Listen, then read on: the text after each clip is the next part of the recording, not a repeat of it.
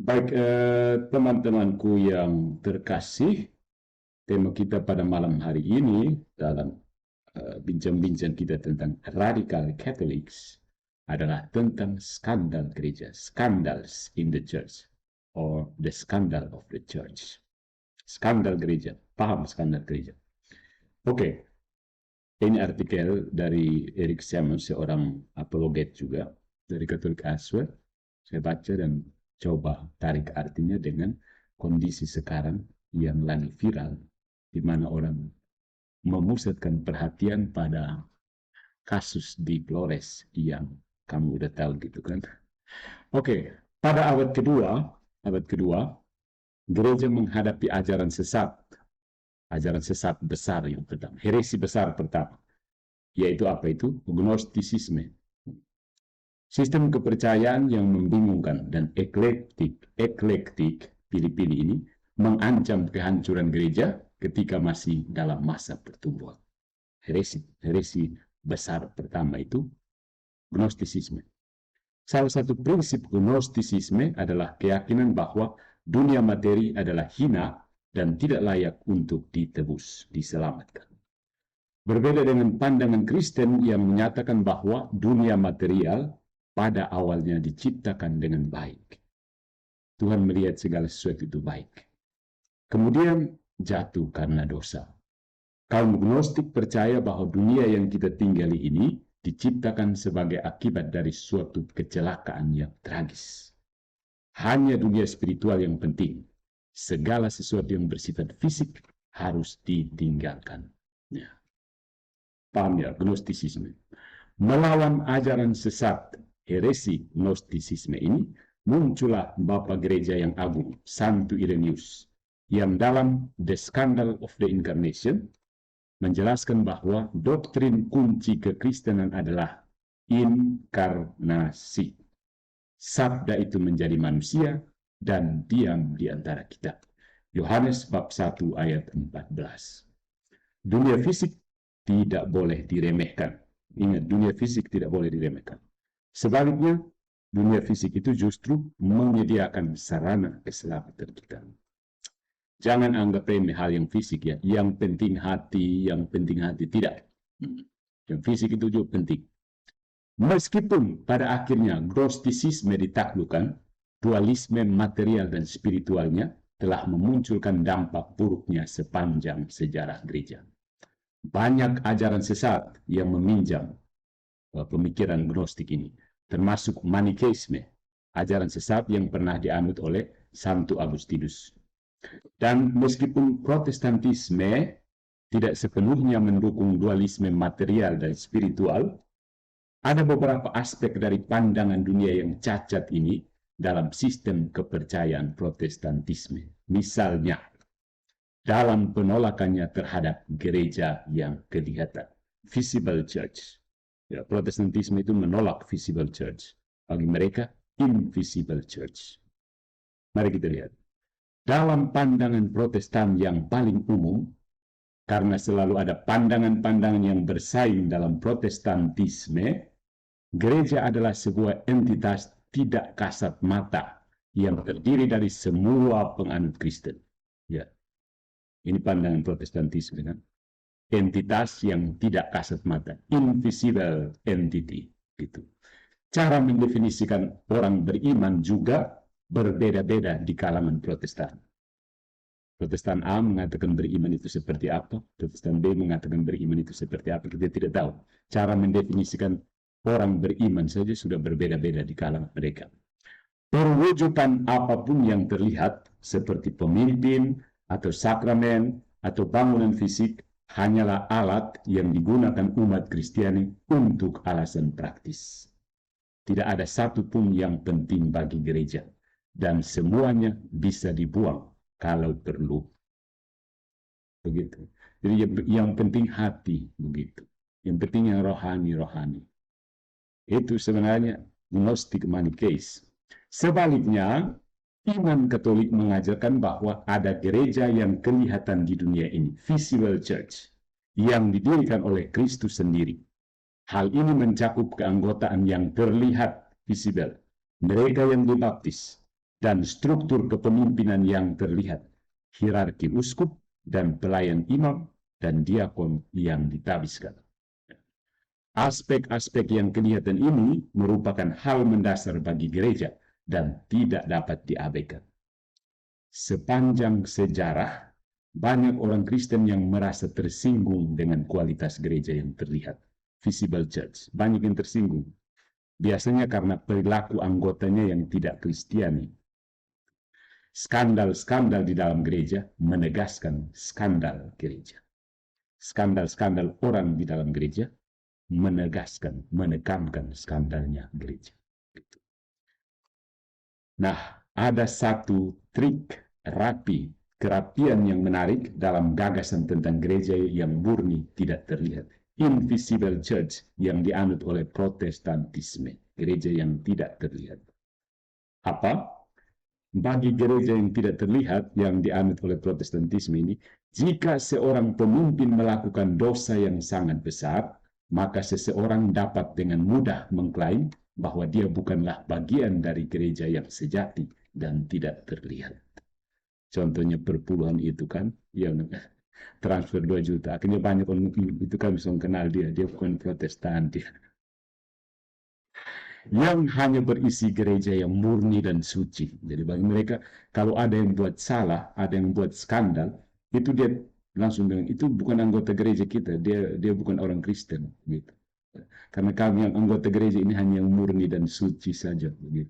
Yang kena spilis itu bukan anggota gereja. Yang kami yang anggota gereja itu yang tidak kena spilis begitu. Karena keanggotaan gereja tidak terlihat, hal ini tidak dapat disangkal. Ya. Kita bahkan dapat memahami mengapa gagasan tentang gereja yang tidak terlihat ini, invisible church ini, mendapat begitu banyak perhatian pada abad ke-16. Tahu kan abad ke-16? Lagi pula, ini adalah masa krisis moral yang besar dalam institusi gereja Katolik. Banyak imam yang tidak bermoral, dan banyak uskup yang korup ditangkap. Dan beberapa paus bahkan melakukan keduanya, korup dan tidak bermoral. Bagaimana orang-orang ini dapat menjadi bagian dari gereja Kristus? Tanya Martin Luther dan kawan-kawan. Bagaimana imam uskup yang korup ini bisa merupakan bagian dari gereja Kristus? Gitu. Jadi jawaban sederhananya adalah bukan, mereka bukan bagian dari gereja Kristus. Dan jawaban ini menyebar kemana-mana, berkembang. Jadi orang bilang itu bukan anggota gereja Kristus. Begitu. Makanya kalau anggota gereja banyak yang begitu, tinggalkan gerejanya. Namun, terlepas dari semua dosa yang memalukan di kalangan imam dan hierarki, umat Katolik terus bersikeras bahwa Kristus mendirikan gereja yang terlihat, dan kita dapat mengetahui dengan pasti siapa anggotanya dan siapa pemimpinnya. Mengapa konsisten atau mengapa bersikeras dengan pandangan ini? Karena visibilitas sangatlah penting bagi keempat tanda gereja. Visibilitas itu penting. 1, kudus, Katolik, dan apostolik. Itu bukan hanya label, itu bukan hanya nomina, itu harus terbukti, nyata, visible, dilihat, dan dilihat, dipegang, dan diraba, dilihat, diraba, dan diterawang. Itu harus nyata. 1, kudus, Katolik, dan apostolik. Atau bahwa 1, kudus, am, dan rasuli. Toh harus nyata, bukan hanya sekedar kata-kata kosong, kuah kosong. Dia harus ada isi, daging, begitu. Pertama, mari kita lihat. Visibilitas tentang kesatuannya, unitas gereja, gereja yang satu. Visibilitas, keterlihatan, mungkin merupakan hal yang paling penting bagi kesatuan, unitas gereja. Jadi kalau gereja yang satu itu harus terlihat satu, bukan seperti penjelasan pendeta itu siapa? Bapak pendeta yang saya hormati. Gereja yang satu tidak berarti satu. Visibilitas itu harus satu konkret. Kita melihat hal ini dengan jelas melalui contoh yang sebaliknya. Kita lihat perpecahan Protestantisme yang mengajarkan gereja yang murni tidak terlihat. Jika gereja universal tidak terlihat, Tidak masalah apakah Anda anggota Presbyterian, Metodis, atau Lutheran, atau Calvinis, atau Mormon, atau Saksi Yehova. Maka tidak masalah jika keyakinan Anda bersatu. Penekanan pada hal yang tidak terlihat pada akhirnya mengarah pada puluhan ribu denominasi yang terlihat mengajarkan sistem kepercayaan yang bertentangan. Gas atau rem? Yang kedua, kudus. Meskipun gereja yang kasat mata selalu mempunyai orang-orang berdosa di tengah-tengahnya, gereja juga selalu mempunyai sarana kekudusan. Dan sarana utama menuju kekudusan adalah sakramen-sakramen yang kelihatan. Melalui benda-benda material seperti air, roti anggur, dan minyak, Kristus menyalurkan rahmat-Nya kepada para pengikutnya. Dengan sakramen-sakramen, kita dapat mengetahui dengan pasti bahwa kekudusan dapat dicapai. Tanpa sakramen, kita hanya bisa menebak. Ya. Jadi kalau kamu sudah mengaku dosa langsung kepada Tuhan, coba tebak saja apakah Tuhan sudah mengampuni dosa kamu atau main tebak-tebakan saja. Tanya Tuhan, nanti Tuhan beri jawaban kira-kira bagaimana. Langsung tanya Tuhan. Tuhan, sesudah saya mengaku, apakah dosa saya sudah diampuni atau belum? Itu kira-kira jawabannya datang dari mana? Suara angin yang bergoyang atau rumput yang bergoyang, begitu. Ciri yang ketiga dari gereja adalah Katolik. Menjadi Katolik berarti menjadi universal. Gereja yang murni tidak terlihat, invisible church yang dianut oleh Protestantisme, bisa mengklaim universalitas, mengklaim kan? Namun hanya gereja yang terlihat yang dapat membuktikannya. Gitu. Yang bisa kasih bukti Katolik itu hanya gereja yang terlihat. Apa yang kita lihat dalam denominasi-denominasi yang mengaku sebagai bagian dari gereja yang tidak kasat mata adalah perpecahan terus-menerus.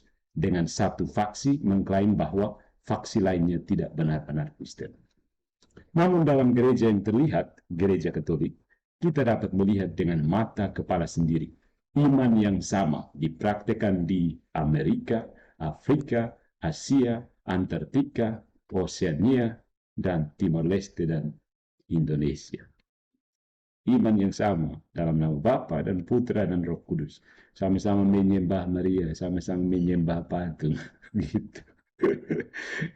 Dan yang keempat, apostolik, ya, rasuli. Kristus sendiri memilih 12 orang untuk memimpin gerejanya. Dia ingin mereka menjadi pemimpin yang nyata, sehingga semua orang mengetahui bahwa persekutuan dengan para rasul berarti persekutuan dengan Dia, Tuhan. Para rasul memahami betapa pentingnya kepemimpinan yang terlihat. Dan karena itu mereka menunjuk penerusnya, para uskup, untuk mengambil alih jabatan mereka setelah kematian mereka. Hierarki gereja merupakan tanda nyata kesinambungan gereja dalam pengajaran dan praktik sejak zaman para rasul hingga saat ini. Jadi, saudara-saudaraku, bahkan di saat banyak skandal di dalam gereja, dan yang menarik perhatian banyak orang sekarang, tidak ada yang lebih memalukan daripada gereja itu sendiri. Gereja memang memalukannya. Hal ini mencerminkan kenyataan bahwa Tuhan telah mengambil dunia materi yang rusak ini, dan penghuninya yang sama-sama rusak, dan menggunakannya untuk membawa kita kepada Dia. Ini adalah tanda yang terus-menerus bagi dunia bahwa dunia material dan fisik itu penting. Kita masing-masing merupakan gabungan tubuh dan jiwa, sehingga kita memerlukan tanda-tanda fisik dan rohani untuk mengarahkan kita kepada Tuhan. Sama seperti Tuhan datang ke dunia ini sebagai manusia yang terlihat, Dia memberi kita gereja yang terlihat untuk memimpin kita ke dunia berikutnya. Jadi orang Katolik jangan malu orang bilang ada skandal di dalam gereja. Itu memang harus ditanggung oleh gereja yang terlihat. Jadi begitu orang bilang, itu dia bukan Katolik, kami malu karena dia bukan Katolik. Tidak, terima saja, itu skandal dalam gereja. Begitu. Jadi mau mati-matian bertunjuk dosa-dosa, ya dosa tetap ada, dosa manusia, natur manusia yang korup itu tetap ada, tetapi juga gereja punya sarana untuk menguduskan orang. Jadi kehendak bebas dia kalau sudah jatuh dalam dosa, tersedia Tuhan tetap membuka tangan untuk kembali merangkul dia. Asal jangan ikut heresi dan skisma, itu saja. Dosa-dosa mau ada, terserah, karena gereja adalah sarana kekudusan. Jadi sebaiknya kalau kamu hobi berdosa, masuk saja ke dalam gereja Katolik. Karena di dalamnya ada sarana yang kelihatan, bukan tebak-tebakan. Begitu. Kalau mau mengaku dosa, kamu pergi ke imam dan mengaku dosa, imam memberikan absolusi. Bukan mengaku langsung kepada Tuhan, lalu tebak saja. Kira-kira Tuhan sudah mengampuni dosa saya atau belum? Hanya iman saja. Oh, aku percaya bahwa tidak bisa. Hanya hati saja tidak bisa. Manusia itu adalah tubuh dan jiwa. Tidak bisa terpisah. Jangan platonik. Tubuh hanyalah penjara jiwa. Tidak ada. Itu bukan pandangan Kristen. Jadi, dasar dari doktrin terutama dari kekristenan adalah misteri inkarnasi. Sekali lagi, firman Allah menjadi manusia dan tinggal di antara kita yang punya banyak skandal ini. Gitu. Tidak ada skandal, jangan takut. Tuhan selalu beserta kita. Aku akan menyertai kamu sampai akhir zaman. Aku tidak akan lari hanya karena skandal di dalam gereja Katolik. Nanti orang-orang yang mau lari tersetan dan dong. Mereka mau lari menghindari dosa, mereka membuat dosa di situ juga. Mereka pikir gereja itu hanya kumpulan orang yang suci murni saja. Suci murni saja. Ada istilah dari bapak gereja yang saya kurang paham, bukan kurang paham, tidak sudah lupa siapa pencetusnya, Origenes mungkin. Gereja adalah kasta meretrix, murni, murni, ya itu, kasta meretrix. Karena dia sekaligus berdosa, sekaligus suci.